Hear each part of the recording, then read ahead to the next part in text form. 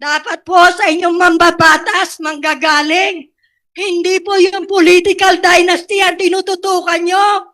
Marami pong nangangailangan ng taong bayan na mga mamamayan sa bansang Pilipinas naghihirap dahil sa mga korupsyon na nagaganap na hindi nyo binibigyan ng aksyon.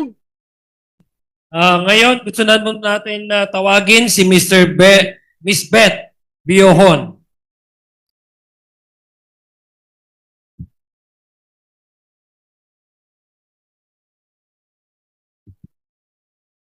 Isa pong magandang araw sa inyong lahat at ganoon din po sa ating mga congressman na narito sa ating unahan. Isa pong kagalakan sa akin bilang mamamayan ng GMA na binigyan kami ng pagkakataon para maipaliwanag namin ang aming nasa loobin tungkol sa political dynasty. Ang political dynasty po ay hindi po problema ng bansang Pilipinas. Ang problema po ng bansa natin ay corruption. Dapat po ang mga magbabatas ang gawan niyo po ng solusyon kung paano po masusugpo ang korupsyon sa ating bansang Pilipinas. No po, at tandaan po natin, hindi po dahilan ang mga political dynasty na kung saan kaming mamamayan ang pumipili kung sino po ang karapat-dapat na iupo sa poder ng kapangyarihan.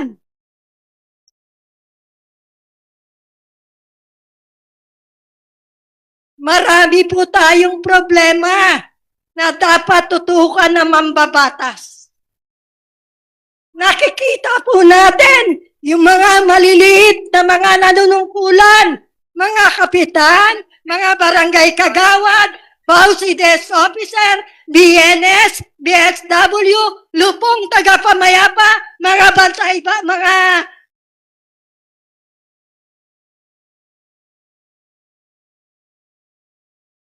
sa inyo sa nasyonal.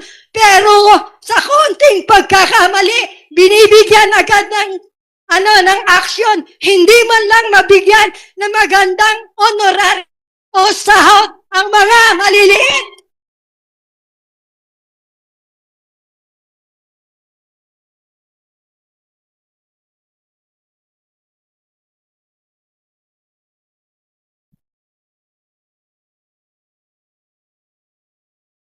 Nakakalungkot po. Dapat po sa inyong mambabatas, manggagaling. Hindi po yung political dynasty ang tinututukan nyo. Marami pong nangangailangan ng taong bayan na mga mamamayan sa bansang Pilipinas naghihirap dahil sa mga korupsyon na nagaganap na hindi nyo binibigyan ng aksyon.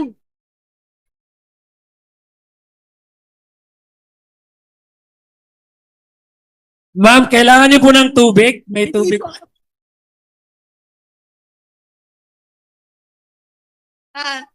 Ganito po.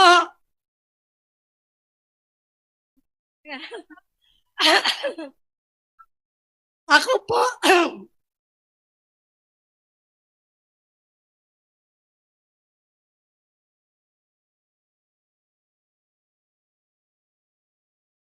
Ako po ay 1968 pa natira rito sa bayan ng GMA. Tinapon po kami ni dating President Marcos.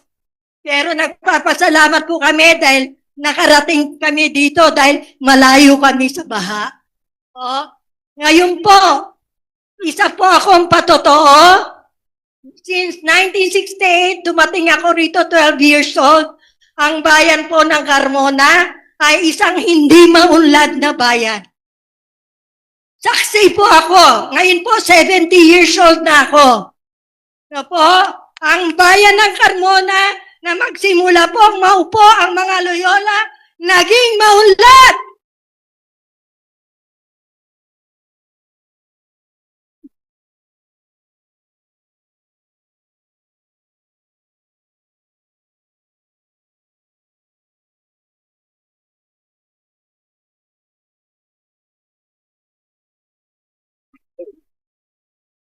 Naging maunlad po ang bayan ng Carmona. Bakit po? Dahil po, ang leader na kagaya po ng Loyola, sila po ang nagpaunlad ng bayan ng Carmona. Naging siyudad na katanggap na maraming parangal dahil sila lang po ang palaging nauupo. Kaya yung political dynasty po, hindi po ako sang-ayon dahil ang tao nakakaalam kung sino ang iboboto nila. Maging hindi po yan political dynasty. Kung gagawa yan ng corruption, gagawa yan. At tandaan po natin, dito po yung sa bayan ng Carmona, ang mag-asawang Loyola po. Marami pong natulungan ng paunlad ng Carmona, maski ang bayan ng GMA. Dito po kami nakikinabang. Maging sa mga tagamutang bayan, bukas palad na tinatanggap ang tagabayan ng GMA.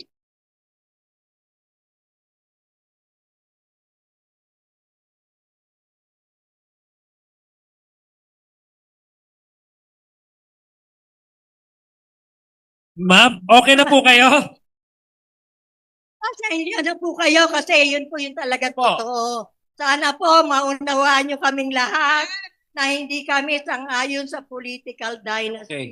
Kasi po ang mamamayan may sarili po kaming pag-iisip, may sarili kaming pananaw kung sino po ang leader na nagbibitbit ng interes ng mamamayan na kung saan dala niya ang edukasyon, pangkalusugan, pangkabuhayan at pangkapayapaan.